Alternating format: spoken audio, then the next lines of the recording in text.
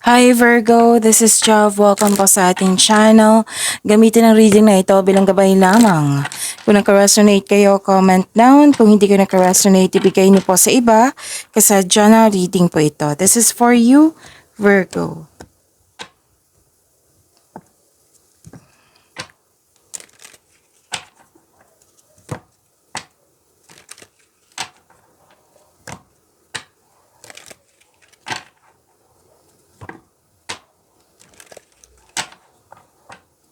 Para po ito sa iyo, Virgo.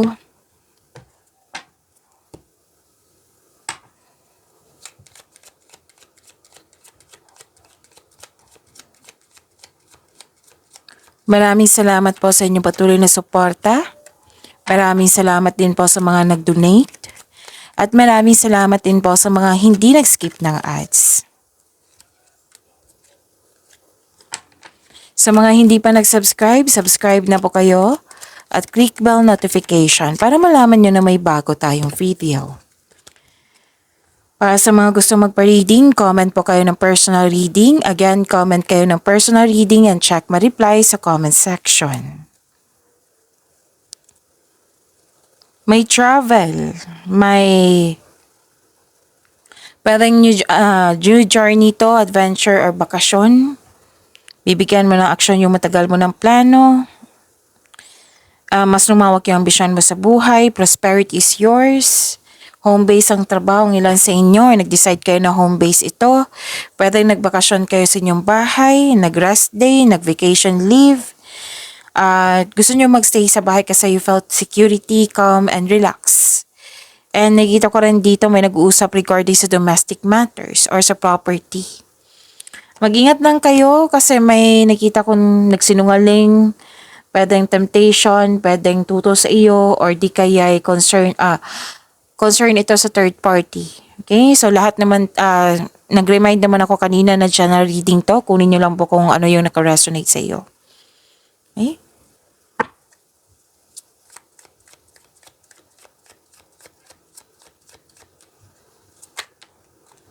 This is your energy, Virgo.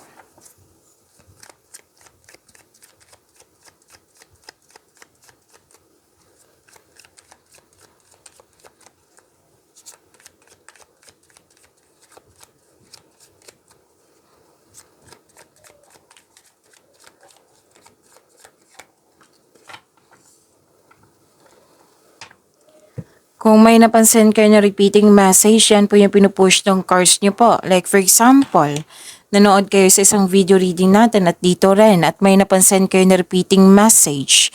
Yan po yung pinupush ng cards nyo na kailangan yung bigyan ng atensyon, solusyon at aksyon kung maaari po.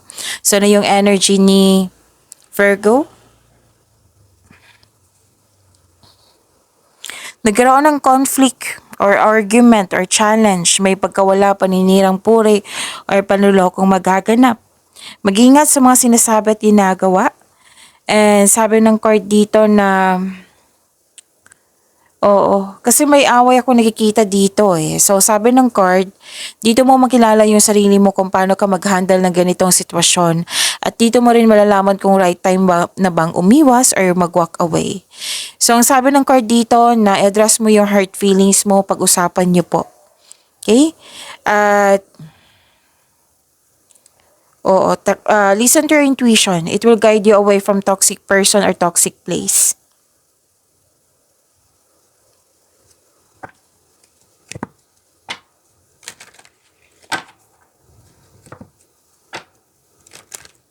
May mensahe na parating, huwag magpadalos-dalos, alamin at isipin ang susunod na hakbang. Ang paggawa ng matibay na plano bago ka magsimula ay makatulong na mapalakas ang iyong confidence. Nakaramdam ka ng excitement dito kasi may offer sa iyo na makatulong sa iyo. Okay? Lalo na sa buhay pinansyal. Sa pinansyal po. What I meant is sa pinansyal. Naghihintay ka ng feedback from your client, boss, or new employer sa isang tao. At itong balitang ito ay may offer na makatulong sa iyong buhay pinansyal. So itong news na ito ay excited ka.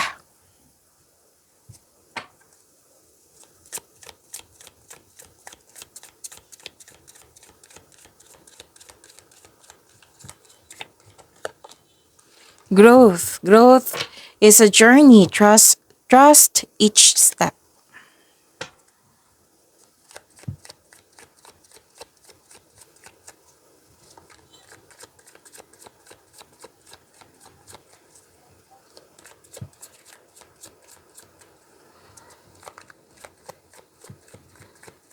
Career and money ni Virgo.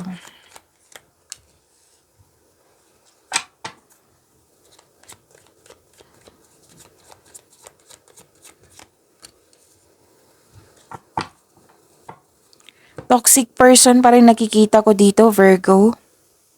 Mhm. Pwede din sobra ka sa trabaho or sobra sa paggasta. Or di kaya concern mo to sa iyong, may concern ka nito sa isang tao or concern to sa iyo. So, kailangan ng pagbalansa dito. Pwede may controlling person dyan. Or may mga ginagawa na hindi na nakakabuti sa iyo, na alam mong hindi nakakabuti sa iyo. So, kailangan ng pagbalanse. Kailangan po ng freedom and recovery. So, may nakita kong controlling person dito.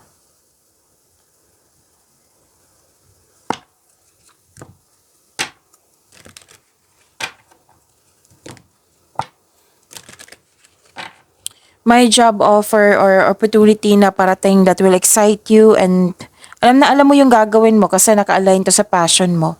Sobrang busy mo ngayon. So this card asks you to prioritize your task na may time management. Just make sure you can deliver on your promises. Okay? So makakatanggap kayo ng good news.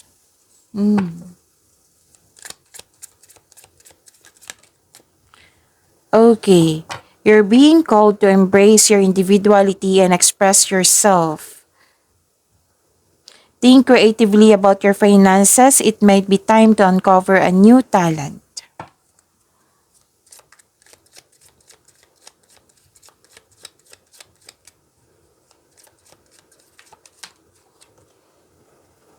This is about your love life, self-love, partnership, and romance.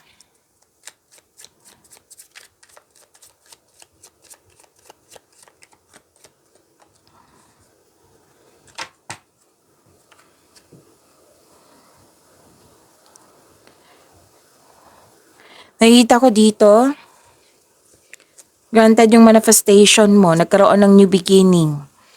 Sa mga relasyon, blooming kayo ngayon that has the potential to be stable. Sa mga single, naging practical kayo sa buhay romansa. Interesado lang kayo sa mga stable na at trustworthy.